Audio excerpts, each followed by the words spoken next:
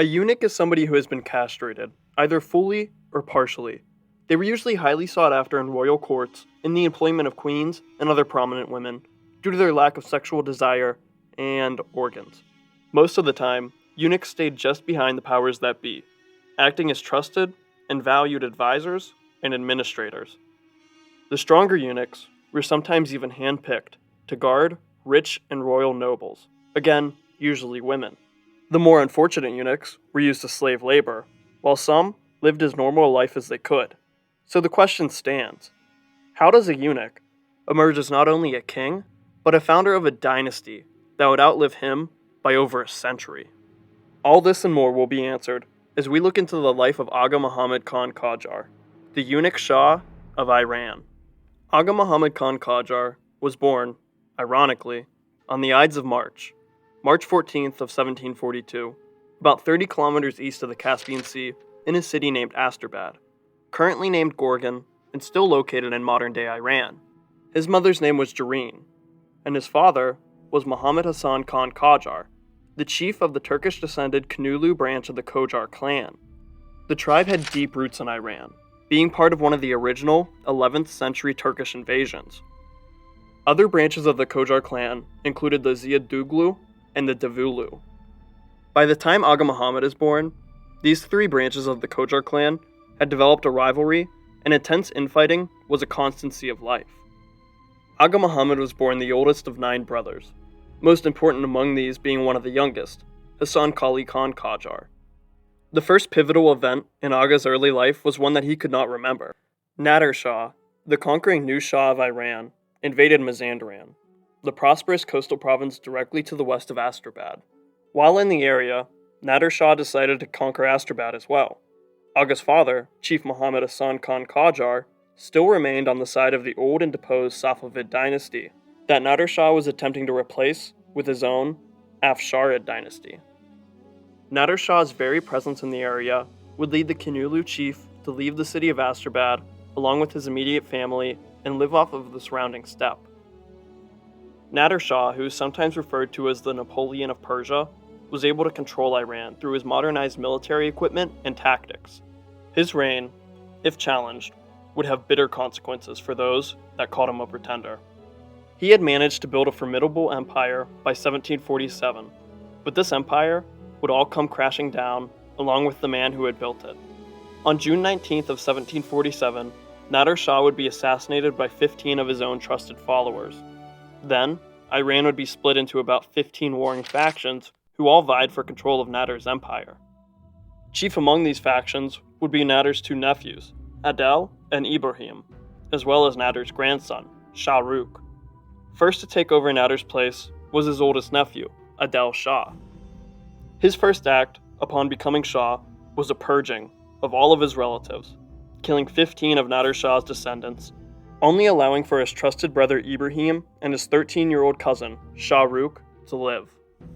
Ibrahim was given governorship of Isfahan, while Shah Rukh was simply seen as a pawn and possible successor to either Adel Shah or Ibrahim. Adil Shah may have stomped out his family affairs, but they weren't the only family that he needed to worry about. With the military genius that was Nader Shah dead, many of those who rejected his rule, in open or secretly, stepped forward to challenge Adel Shah's militant competency. This included the Kanulu chief and father of Aga Muhammad Khan Qajar, Muhammad Hassan Khan Qajar. The exiled chief was eager to return to the city of Astrabad, which he did upon hearing of Nader Shah's death. The city was easily taken, but not so easily held. In 1748, Adel Shah marched to meet this Turkish tribe and city that opposed his rule. With an overwhelming force, Adel Shah besieged and easily retook Astrabad. Unfortunately for him, no punishment could be dished out to those who disobeyed, as Chief Muhammad Hassan Qajar made a last-minute escape from the city, along with all of his family. Well, almost all of his family. Somehow, during the siege, the 6-year-old eldest son of the chief was captured by Adel Shah's force. Surely this child, like so many of Adel Shah's enemies and family, would be executed. But Adel Shah intended to make an example of Muhammad Khan Qajar. He decided to order for his castration. It's unclear how many of his organs, let's call them, were cut off, but we can safely assume that this was a full castration of the boy's manhood. He was then given the title Aga, which translates to eunuch. Then he was miraculously set free and returned to his father. Adel Shah thought that he had just neutered a possible future rival, but all he really did was create an ambitious and calculating man who cited his own smoothness as a justification for harsh treatment and torture. Just as Adel Shah appeared to be cementing his rule, a crack would appear on the surface of his empire. His brother, Ibrahim, governor of Isfahan, revolted and sought to take his brother's throne. Adel Shah marched west to confront his traitorous brother, but his army questioned the leadership of their Shah. Once loyal soldiers to Nader Shah left Adel Shah to join Ibrahim, Shah Rukh, or their own local warlord that had risen up in the absence of a strong central government. On July 29th of 1748, after only a year of rule, Adel Shah's once formidable army was defeated by that of his brothers. Ibrahim then took the title of Shah and had his brother blinded. Too bad he didn't play the karma card and have him castrated as well. A ball for a ball. In another turn of events, only 2 months after this, Shah Ibrahim's soldiers would turn against him and in favor of the last descendant of Nader Shah, Shah Rukh. Fittingly, both Ibrahim and Adel would then be executed together. The 14-year-old Shah Rukh Shah was a figurehead ruler, with real power resting in his advisors as well as through tribal chieftains. Chieftains like Muhammad Hassan Khan Qajar, who apparently didn't learn his lesson from last time and openly defied the new Shah. But when a Persian army marched on the Kanulu heartland, Muhammad Hassan Qajar backed down, only to be lifted back up and given the title of Beyler Bey of Asterbad. Beyler Bey roughly translates to commanders of commanders, or generals of generals, making Chief Muhammad Hassan Khan Qajar one of the most powerful men in the husk of an infighting empire that was Iran.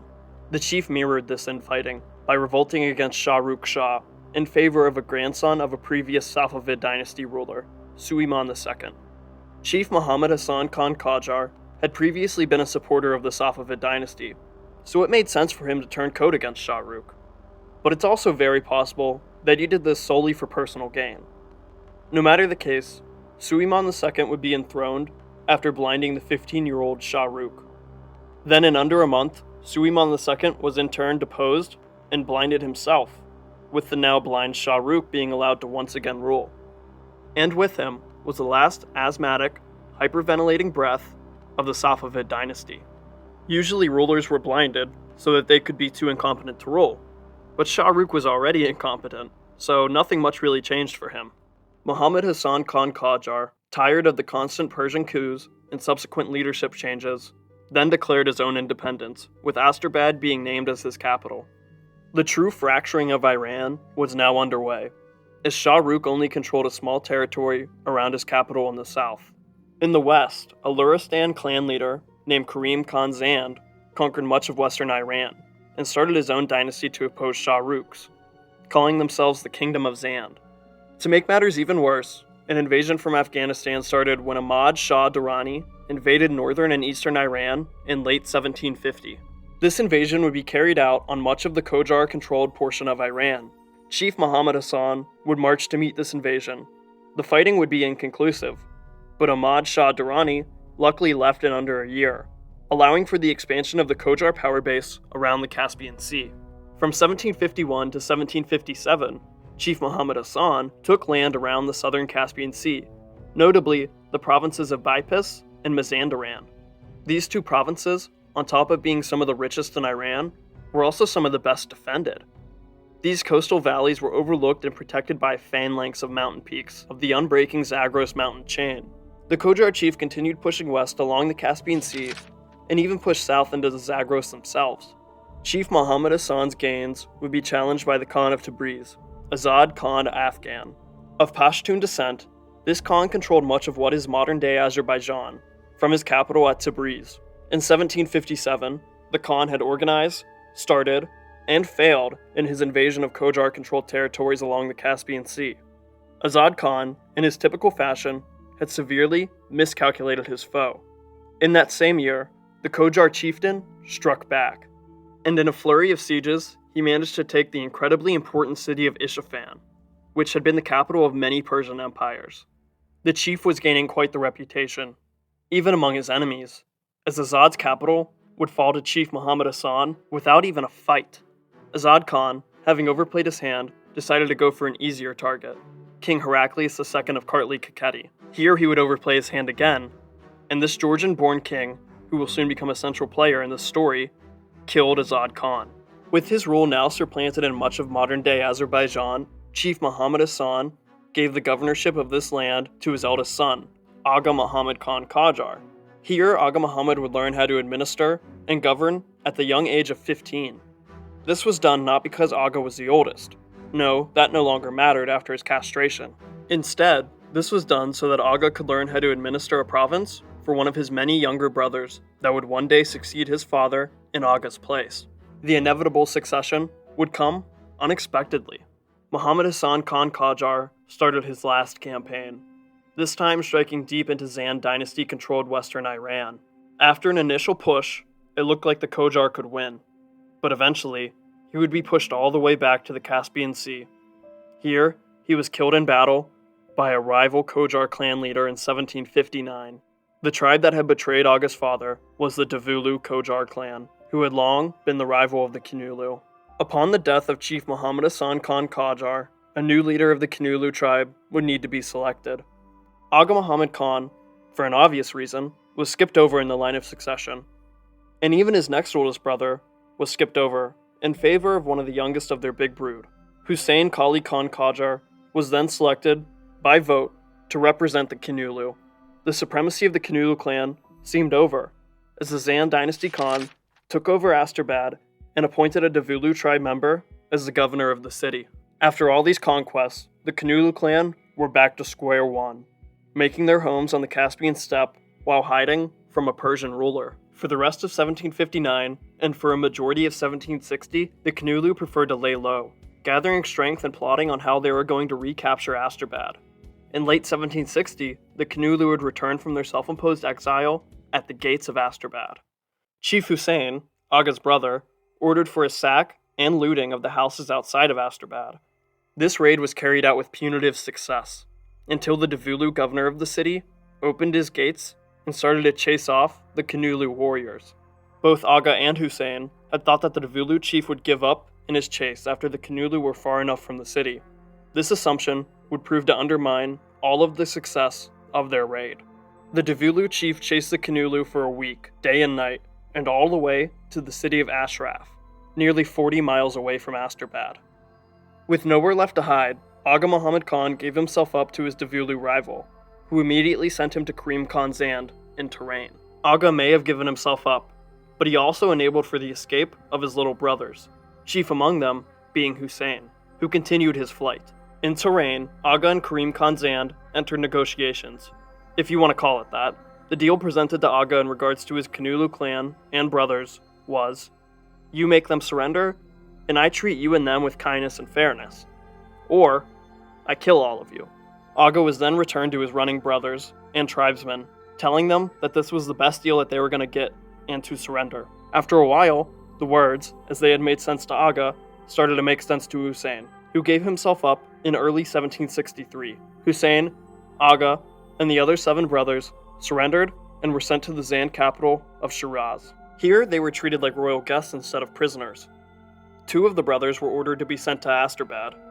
Chief Hussein was sent back to the outskirts of Asterbad, just south of the city, and in the city of Damgan. Aga Muhammad Khan would, as always, receive the worst of the punishment. Luckily for him, no more of his body parts would be taken away. But he was forced to stay, as an honorary guest, in the palace of Karim Khan Zand for the next 16 years, along with Fath Ali, the son of Hussein Kali Khan Qajar. During this royal captivity, Aga was never mistreated, and was actually sought after by Karim Khan for his valued political and economic advice. Now he was really starting to seem like any other court eunuch, when he was not offering tutelage to the Zand, who would probably be found hunting in the royal woods just on the outskirts of Shiraz. Years would pass, and Aga would continue his stay at the royal Zand court. His notoriously good behavior even earned his brother the governorship of Damgan city in 1769 when the previous governor passed away. Slowly but surely, through their good behavior, the Kanulu tribe was starting to regain a foothold, albeit a small one, over Iran. Hussein, still filled with a zealous desire for revenge, immediately used his new power base to wage a bloody war against the Davulu tribe that had betrayed his father. For the next 8 years, Chief Hussein would continue in his nomadic guerrilla tactics that the Kanulu were more than used to by now. Eventually, this vengeance-seeking would catch up with Hussein in 1777, when he was defeated and killed in battle by a rival Qajar clan tribe.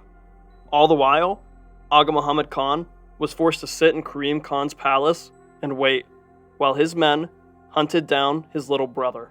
With no one but scared or hostage brothers left, it appeared that the Kanulu branch of the Qajar tribe was dead, as no new chieftain was selected, probably due to fear of death. But death would also be the only savior of the Kanulu tribe. On March 1st of 1779, Karim Khan Zand would pass away in his palace after a 6-month battle with tuberculosis. During the final months of Karim Khan's life, when it was clear that he would likely die, Aga hunted almost every day and even went on multiple day-long hunting trips. He was attempting to distance himself from the capital because he knew when Karim Khan Zand died, Iran would immediately erupt into warring factions, as it had post-Nader Shah. Aga did not learn of Karim Khan's demise until the following morning, but his action would be decisive and seemingly premeditative. Aga had gained the trust of those who went on the hunting excursion along with him, and when Karim's death was announced, Aga, Fath Ali, and a few of the men who were supposed to be keeping him under watch galloped away and escaped from Shiraz. After 16 years, Aga Qajar had finally escaped, and good thing he did, because if he had not, then it probably would have been his end. Before Karim's corpse was even cold, his sons were already fighting over who would succeed their father, and just like when Nader Shah died, a palace murder spree was carried out that included much of the Zand royal family and other notable officials. But Aga, always a shrewd diplomat, saw the way that the wind would blow, and he knew that it would topple him. The only sensible place to go after 16 years away is back home, and that is exactly the path Aga took, making his way towards the Caspian Sea and into the heartland of the chiefless Kanulu tribe. Aga knew that there was only a short window to act on Karim Khan's death, so he moved to unify the Qajar tribe as his father once had. This would of course mean that Aga was now one of 2 contestants for the position of Kanulu tribe chieftain. The other would be his half-brother, Morteza Quli, who was supported by another brother named Reza Quli. As the eldest brother, Aga was torn up by this inter-family feud, so his first step on the long journey back home would be to visit his father. He had of course died, but his skull had been preserved and kept on display at a temple in the city of Ray. While his father could no longer talk, his skull spoke volumes to Aga.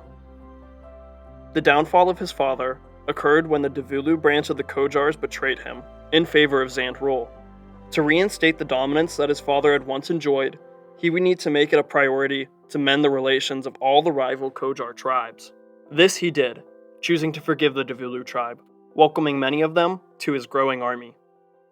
This army now left Ray and marched north, crossing the treacherous Zagros Mountains, and invaded the province of Mazandaran. His rival half-brothers moved to meet Aga, but were defeated after a short and decisive battle. This would prompt Aga's 2 brothers to hide behind the walls of Asterbad, the cultural heartland of not just the Kanulu tribe, but also the Davulu tribe, whose influence had grown over the city in the past 20 years. In fact, Morteza and Reza's mother was a Davulu herself.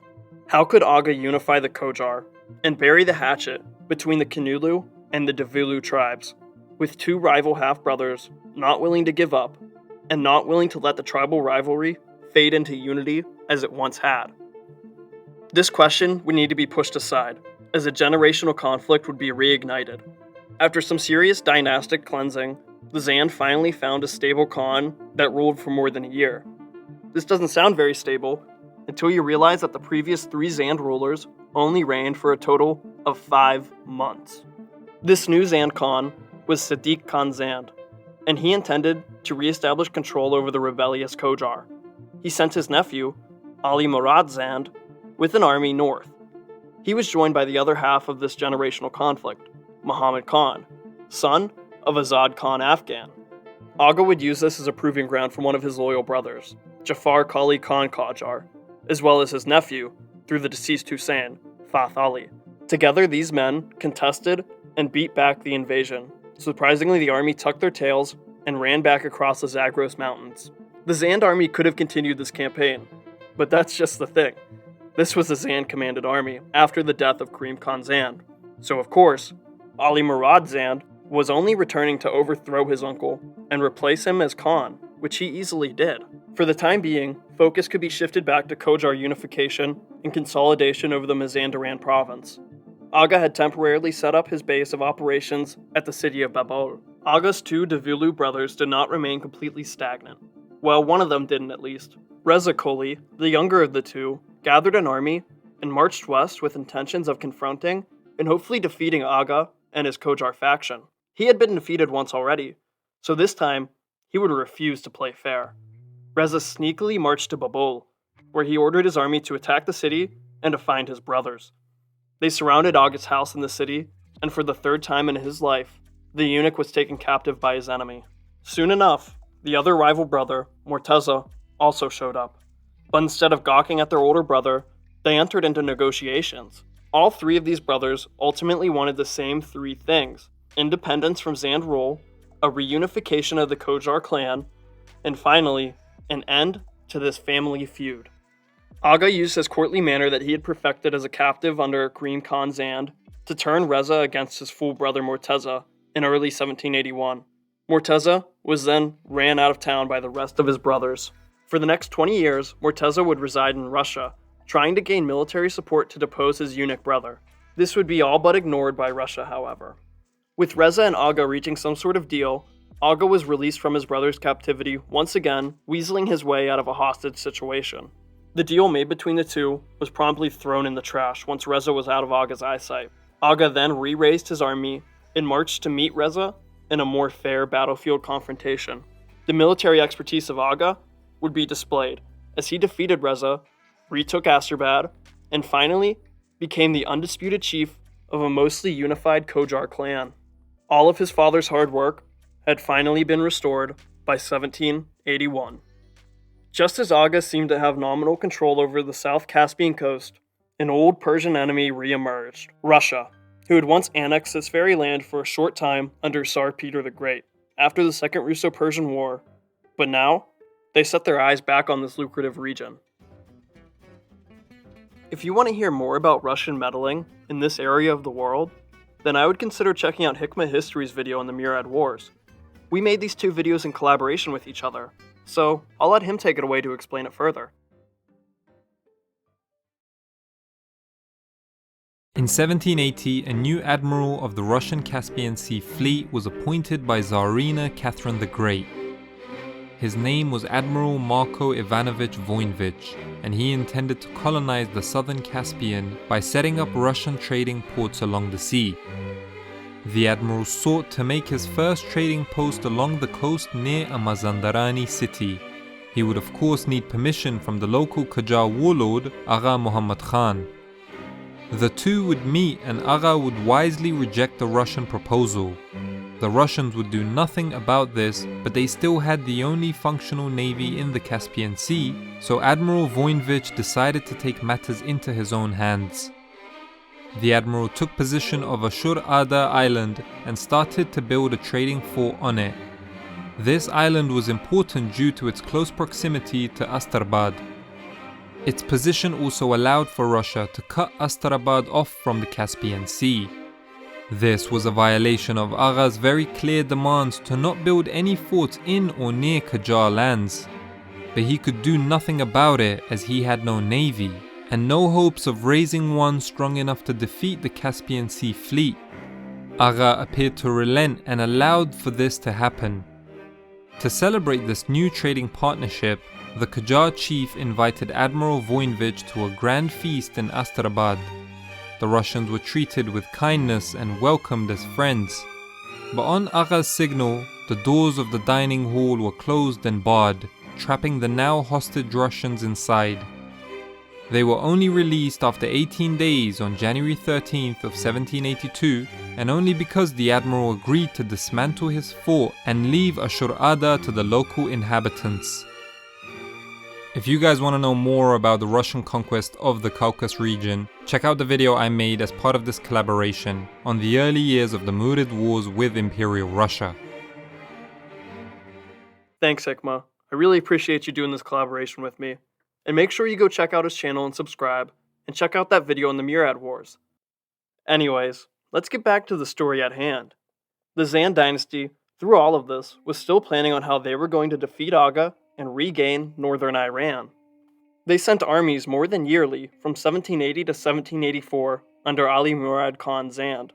These would all be repulsed, until Ali Murad, frustrated by his failures, sent his son, Sheikh Vais Khan Zand, and 60,000 men north to finally subjugate the rebellious Qojars. This force vastly outnumbered the Qojars by more than 3 to 1. Aga had no choice but to retreat. This Zand army swarmed over Mazandaran, securing most of the province nearly without a fight. Aga withdrew, all the way to Asterbad, and prepared for a long siege. A Zand commander named Muhammad Zahir was then sent forward to contain and eventually capture Aga in Asterbad. When they arrived, most of the surrounding land was scorched and seared into a black desert. The 8,000 men under General Zahir attempted a siege, but were driven off by the constant sallying of Aga's army. But they weren't sallying out to battle with Zahir. No, instead they left the safety of Asterbad to burn more of the land around them. With no supplies, the besiegers were forced to retreat, which they did in early November of 1784. This force was eventually ambushed by a Qojar tribe and nearly annihilated to the last man, with 10,000 dealt with, and many more of the 60,000 being held as garrisons or in a siege. Aga stepped forward, and out of Asterbad to finally confront the Zand army. The two armies would meet one another, and the ensuing battle would see Aga Muhammad victorious and Sheikh Vais Khan on the run. Ali Murad Zand had thrown his biggest army at the Qojar, but they still held firm, much to the frustration of the Khan. So he did the only reasonable thing, and sent another army straight into the meat grinder that was Aga Muhammad Khan Qajar. This was the last capable army of Ali Murad, and it was easily defeated by Aga. This left the Khan in a terribly weakened position. The city of Isfahan was now nearly left undefended. This dire situation would be taken advantage of, not by Aga, but by the son of Sadiq Khan Zand, Jafar Zand. The Khan, however, was not in Isfahan, but he immediately marched in that direction once he heard of the befitting betrayal. If the two would have met on the battlefield, this could have been a great tale of revenge.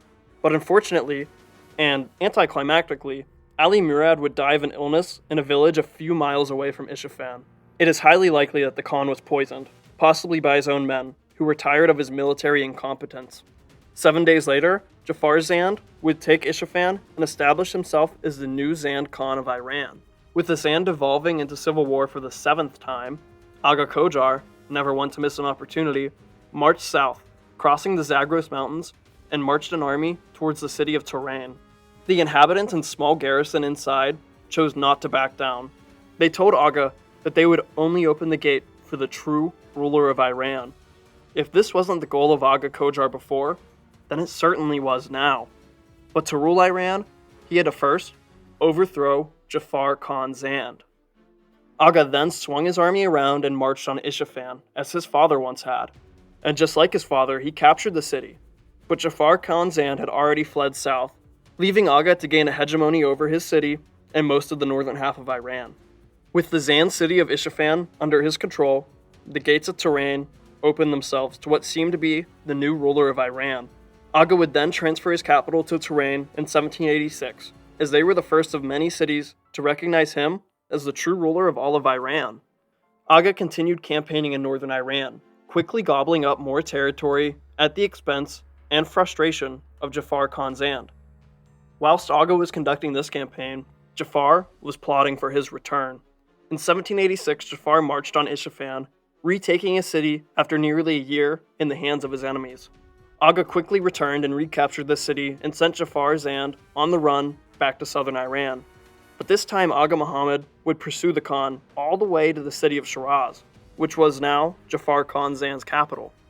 This city, unlike the easily taken northern ones, was heavily defended by both men and a massive wall.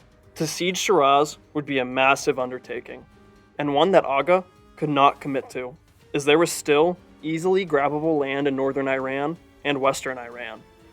Aga returned to this northern conquering spree, and Jafar Khan returned to trying to take Isfahan. For the third time, Jafar Khan took Isfahan, and for the third time, he was ran out of it by Aga Qajar in late 1788. The city of Isfahan had just traded hands 6 times in the past 4 years. No one in the city knew it, but this was the last time that Isfahan would trade hands in Aga's lifetime. When Jafar Khan returned to Shiraz from his failed campaign, almost immediately he is poisoned by the son of Ali Murad, Saeed Murad Khan, who crowned himself as Zand Khan on January 23rd of 1789, but not unopposed. Laft Ali Khan, the son of Jafar Khan, also declared himself as Khan of Persia. After a lengthy 4-month siege of Shiraz, Laft Ali Khan executed the man that had killed his father and now established his control over the little land that the Zand dynasty still clutched onto. Seeing more dynastic struggle from the Zand made Aga realize the gravity of his position. He now controlled more of Iran than even the Zand. Perhaps it was time for this eunuch to create his own dynasty. He therefore enthroned himself as the Shah of Iran, but notably did not crown himself, as Shahrukh Shah still held the crown. But how does a eunuch, with no children of his own, even start a dynasty? The answer rested in his 9 other non-castrated brothers and their children. Aga had many brothers and nephews to pick through, but ultimately he chose the son of the former Qajar chief, Husain Kali Khan. His name was Fath Ali, the same Fath Ali who, for 16 years, was held hostage in Shiraz, along with Aga Muhammad Khan. Now, Aga was called by his regnal name, Aga Muhammad Shah. The Qajar dynasty now found themselves with only 2 rivals to the supreme control over Iran, Laft Ali Khan Zand and Shahrukh Shah, Nader Shah's old and blind, puppeted grandson. Iran now had 3 dynasties ruling over it. A country long separated must unite. Still resolute in his ceaseless warfare, Aga Muhammad Shah marched on Shiraz to test the new Zand Khan and the walls of the city that he had just besieged and taken. Laft Ali Khan would march to meet Aga and would fail Aga's test. His army would be defeated, and he would run back to hide behind the still firm walls of Shiraz. Despite the walls passing Aga's test, he still put the city under siege. However, he would leave his men at the siege to return to his capital of Tehran. His reason was to celebrate his first Nowruz, or the Iranian New Year, as the enthroned Shah. So after a quick party and a month-long break, Aga and his army started a new campaign. This time, they set off for the city of Bahaban. Here, Aga gained the submission of the Zand-appointed governor. Then he rejoined the siege of Shiraz, which had so far been a stalemate. Seeing the futility of this attempt, Aga withdrew to northern Iran to deal with a more domestic issue. After watching his own family, the Zands, and the descendants of Nader Shah tear each other apart over power and rule, Aga came to a very sad but very necessary conclusion. To secure his nephew Fath Ali as the next Shah of Iran, Aga Muhammad Shah ordered for the execution of his own brother, Jafar Qajar, who, along with Fath Ali and his brother, had been at the side of Aga since his initial invasion of Mazandaran almost 11 years ago. It's unknown if this was an act of paranoia or if it was a true threat, but as Machiavelli once said, the ends justify the means. And the end result here would be a mostly smooth transition of rule from Aga to Fath Ali. Aga was now in the north of his realm, and just beyond the northern border was what some may call easy pickings. His attention would focus on what is now modern-day Azerbaijan and the western coast of the Caspian Sea. In 1791, following the western coast of the Caspian, Aga accepted the submission of local small khanates and shamkals, who had no chance to defend themselves against Qajar might. That is, until he reached the Sarab Khanate, home of the Kurdish people. This Khanate had sent somewhat frequent raiding parties into northern Iran, while Aga was on his near-endless campaigns. Still, he offered them a peaceful surrender, but when they refused, he repaid them for all of the raiding plus some. he completely laid waste to Kurdish lands. These northern conquests were only ceased when Aga reached the city of Khoi. Upon capturing the city, he appointed a governor to consolidate what he had just taken and conquered. Aga almost reached the Caucasus Mountains in this campaign, and he probably would have, if the Zands weren't up to their favorite pastime of besieging Isfahan. This time, the Zand plan would backfire, even more than usual. To start, Loft Ali Khan Zand didn't even manage to capture the city. And to make matters even worse, two of his most esteemed generals flipped sides to join with the Qojars. These generals were the Shirazi brothers, and if you couldn't tell by their last name, they hailed from the city of Shiraz. The younger of these two brothers was the royal Zand mayor of Shiraz, and when Loft Ali Khan left, he organized a coup in Shiraz to defect to Aga Qojar. After this, he also convinced his brother to join in the defection, along with 10,000 Zand soldiers under his generalship. When Loft Ali Khan arrived at his safe haven fortress city of Shiraz, he was denied entry and negotiation, in a scene mimicking that of Aga Qojar at Touraine, just in reverse. With Aga already marching south to accept the city that had been a thorn in his side for years, Loft Ali Khan had no time to besiege Shiraz. The only way to prevent Qojar's siege of Shiraz now was to defeat Aga on the battlefield and force his army away from the city. He had tried and utterly failed in his previous confrontations with the Qojar army. This time, he employed a strategy that relied purely on speed. After all, the time to march from Azerbaijan to Shiraz was the only thing preventing complete Qojar control of the city. Loft Ali then gathered all available horsemen and horses and marched north to meet his foe. This outnumbered blitzkrieg was not lacking in success.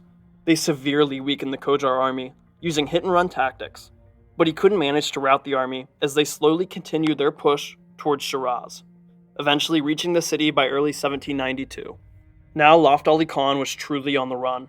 The walls of Shiraz, that had long frustrated and previously imprisoned Aga Qojar for 16 years, were completely destroyed, so that no future royal mayor would rebel against Qojar rule. To further prevent rebellion, Aga had 12,000 Shirazi families transported to his northern, more secure provinces.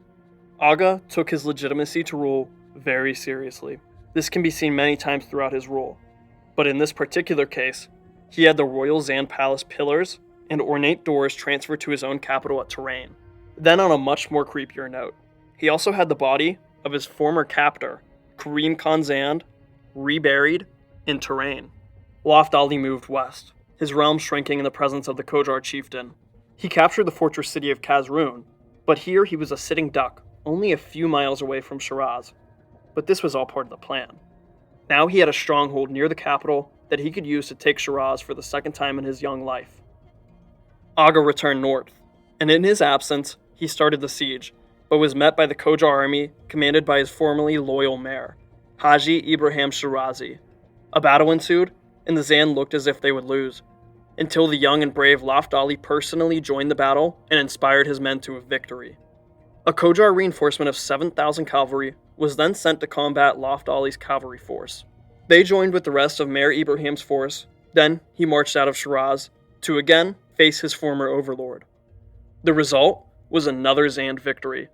The now worried Aga marched south towards Shiraz to defend his newly gained city. On the night of June 5th, the suddenly heroic Loft Ali Khan devised a plan to surprise the Qojar camp. When night fell, so did Loft Ali's cavalry. He quickly routed their force and left as soon as he came.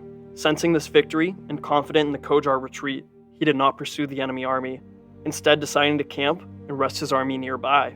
When he awoke, his dream of victory had turned once again into his living nightmare, as the Qojar army had regathered their senses and remade their campsite. Seeing this, the dismayed Loft had no choice but to flee eastwards toward Khorasan. Here he besieged and took a few forts and regained a small power base in the area, with Kerman being at the center of this last-ditch effort. Aga soon caught up with the energetic Loft Ali and besieged him at Kerman. After 4 months, the city fell, but Loft Ali had already made his escape. In his place, the populace of Kerman would suffer, with 20,000 women and children enslaved. The men, on the other hand, faced a far more direct set of punishments that consisted of blindings and led up by executions. Loft Ali fled further east still, to the city of Bam, where he was betrayed and handed over to Aga Muhammad Shah. He was given similar treatment as the Kerman citizens, first being blinded, then being executed in 1794. The Zand dynasty that had established themselves in western Iran only 40 years ago was now exterminated, although, more than anything, they are responsible for their own downfall. Remember when I said King Heraclius II of Kartli Kakheti would become a central player in this story? Well, here he is. If you want to learn more about this king's long and exciting life, feel free to check out this biography that I made on him, linked right here. Anyways, Aga Qajar desired to vassalize Kartli Kakheti and secure his northern border without of the steep Caucasus Mountains. He sent multiple offers to the 76-year-old king, demanding his submission. The last of these ultimatums was sent in September of 1795, when his 40,000-strong army was stationed on the Kartli Kakhetian border. Heraclius II sent back no response. This prompted an invasion, and many Georgian cities fell to the Qajars without even a fight, until he reached the capital and cultural center of Georgia, Tbilisi. On the plains, just outside the city, a small 5,000-man force under King Heraclius II and his Imereti ally and cousin, King Solomon Bagrationi, took a defensive position. The 76-year-old King Heraclius II was a huge fan of Western culture, and especially Western military technology, so this 5,000-man force, while outnumbered 8-1, was far better equipped and trained compared to the Persian force. Any chance of winning this battle would rest in Heraclius II's cannons, that would soon be put to great use. The battle for Tbilisi started on September 9th of 1796, with Aga Qajar sending waves upon waves of his men against the heavily entrenched Georgians, who beat back the forces each time with musket volleys and precise cannon fire. This valiant defense was repeated the next day, much to Aga's frustration. So on the third day of September 11th, Aga decided to channel this frustration into action. He ordered his infantry forward, and at the same time, he took all of his cavalry and personally led them in a flanking maneuver. Heraclius II saw this, and led his own small cavalry force to cut off the Persians. King would meet Shah, as the Persian cavalry seemed to steamroll the small Georgian retinue. Aga's infantry and cavalry pushed forward and straight into the Georgian infantry, who fell back to protect their cannons. King Heraclius, who was thought to be dead at this point, emerged and led a defensive action to protect those cannons. The battle was lost, but the Georgians never gave up, killing hundreds of advancing Persians. King Heraclius, consumed by zeal and adrenaline, had to be dragged away from the battlefield, as the cannoneers stayed behind to cover his retreat. Aga had won, but this was his most Pyrrhic victory. The 5,000 Georgians managed to slay over 13,000 Iranians, more than a fourth of Aga's men. He then took Tbilisi and completely sacked the city, killing all of the men and taking 15,000 children and women as slaves. Another legitimizing action for Aga would take place on his return trip to Touraine. On the Mogan plain, he formally had himself crowned as the Shah of all of Iran, in the same place that Nader Shah had nearly 60 years ago. This was clearly an act to defy Nader Shah's descendant, who also claimed to be the Shah of Iran. The 62-year-old blind, puppeted Shah Rukh Shah. Aga easily marched on his capital of Mashhad and took camp outside the city. Before a siege could even begin, the blind Shah Rukh was led out of the city to surrender to Aga Qajar. This was accepted, and he once again peacefully occupied the city of a rival. Upon entering, he ordered for the body of Nader Shah to be reburied at Touraine to join Karim Khan Zand. Now Aga had the two dead bodies of the two previous dynasty founders in his own capital, thus nearly fully legitimizing his own Qajar dynasty. The full legitimization would only take place upon Aga's own death, as he would be buried next to these two great conquerors. The polite play that Aga had put on to take Shah Rukh's city would come to an abrupt halt. Aga asked for all of the treasure of Nader Shah, and when he felt that he had been cheated, he personally led the torture of Shah Rukh. In a show of extreme cruelty that can only be explained by revenge for his own castration, Aga had a crown made of a glue-like substance placed on the other Shah's head. Still, he refused to tell Aga where the treasure was. He then poured molten lead into the crown and directly onto Shah Rukh's exposed scalp. Shahrukh somehow survived this, but failed to heal from this alternative method of scalping, dying a few days later at the age of 62. Now the Afsharid joined the Zand dynasty in utter extinction, again, mostly at their own hands. The Qajar dynasty was now the last man standing, the undisputable King of Kings of Iran. During this subjugation of Shahrukh's territory, King Heraclius II had struck back, with help from his Russian ally, whom he had promised to become the vassal of if they helped him to reconquer Kartli-Kakheti. In the summer of 1797, Aga would go on its final campaign, once again against the now 77-year-old King Heraclius II. One night, while Aga was trying to sleep, he was interrupted by the arguing of two nearby servants. He would unreasonably condemn these two men to death, but June 6 was a holy day, so he postponed this execution until the following day. The two servants, with nothing left but one night of life, chose revenge over acceptance. They snuck into Aga Muhammad Shah's tent, along with another servant, and stabbed him to death in his sleep. A fitting end to a cruel monarch. Aga Muhammad Khan Qajar, from the very start of his life, was shown the cruelty of dynastic warfare. His own castration and 16-year imprisonment made him a political and military machine.